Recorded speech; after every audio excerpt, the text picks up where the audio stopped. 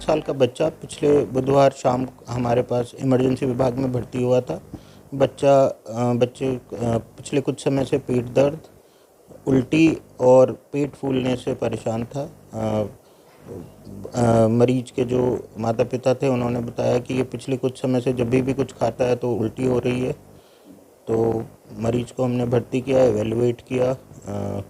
हमें उसका diagnosis intestinal obstruction बना, आंत में रुकावट थी। आंत में रुकावट का बाकी और कोई वजह लग नहीं रही थी। फिर उसको पूरा एवेलुएट करने के बाद हमने उसको ऑपरेट करने का निर्णय लिया। हमने फिर अगले दिन बच्चे की ऑपरेशन की तैयारी की। ऑपरेशन में हमने देखा तो मरीज की आंत में जहां आइलियोसिकल जंक्शन होता है, जहां अपेंडिक्स होती है, अपेंडिक्स से लगभग 20 सेंटीमीटर पहले एक सेगमेंट था, लगभग जो 6 इंच का सेगमेंट था, वह पूरी तरह से कीड़ों से भरा हुआ ब्लॉक था। इतना ज़्यादा ब्लॉकेज था कि उससे कुछ भी आगे नहीं बढ़ पा रहा था। वही आंत में रुकावट का कारण था। फिर उसकी आंत में एक छोटा सा छेद बनाकर, जिसको एंट्रोटमी कहते हैं, एंट्रोटमी बना के हमने उसके वहाँ से कीड़े निकालने शुरू किए। तो एक एक करके 28 कीड़े हमने उसमें से निकाले। कीड़े एस्कैरिस थे, हिंदी में गोलकर्मी जिनको कहा जाता है, गोलकर्मी उसके आंतों में थे। तो 28 कीड़े हमने निकाले। उसके बाद मरीज को पोस्ट ऑफ वार्ड में शिफ्ट किया और लगभग 3 दिन बाद हमने उसको खाने पीने का शुरू किया।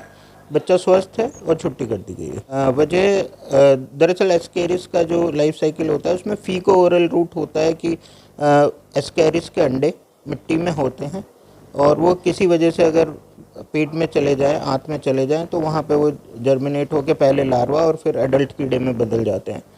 तो इस तरह के बच्चे जो छोटे होते हैं, मिट्टी खाते हैं या क्रॉलिंग करते हैं, उनमें ये संभावना रहती है, या फल या सब्जी बिना धुले खाने से उनमें संभावना रहती है कि एस्कैरिस के अंडे उनके साथ चले जाएं।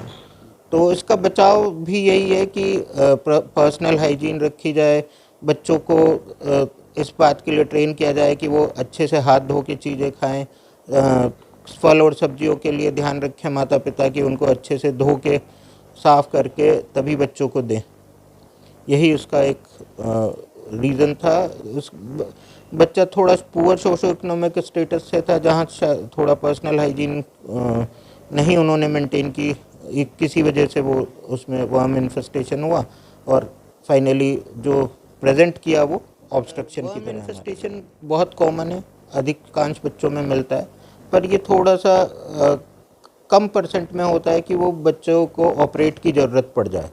नॉर्मली मेरी सलाह ये है कि अगर बच्चा किसी भी तरह की परेशानी है, पेट दर्द है, उल्टी है या कोई भी परेशानी है, तो किसी अच्छे क्वालिफाइड डॉक्टर को दिखाएं, नीम हकीम से बचें, पीडियाट्रिशियन की सलाह लें। पीडियाट्रिशियंस नॉर्मली भी बच्चों की डीवॉर्मिंग रेगुलर करने पर एडवाइस करते हैं, तो बच्चों की रेगुलर डीवॉर्मिंग पीडियाट्रिशियन की सलाह के साथ हो, क्योंकि पीडियाट्रिशियन ही उनकी एज और वेट के हिसाब से डोज देंगे।